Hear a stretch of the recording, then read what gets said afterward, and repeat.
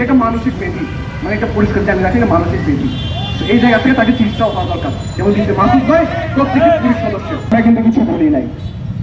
আমাদের মাননীয় স্বরাষ্ট্রমন্ত্রীকে স্পষ্ট ভাষায় বলতে চাই, ডিসি মাসুদকে অনতিবিলম্বে আপনি এখান থেকে অপসারণ করুন। দুই পক্ষের একটা সমঝোতা খুবই দরকার এবং পুলিশ সিস্টেমের রিফর্ম খুবই দরকার। ট্যাক্সের টাকায় এই বাহিনীকে পালি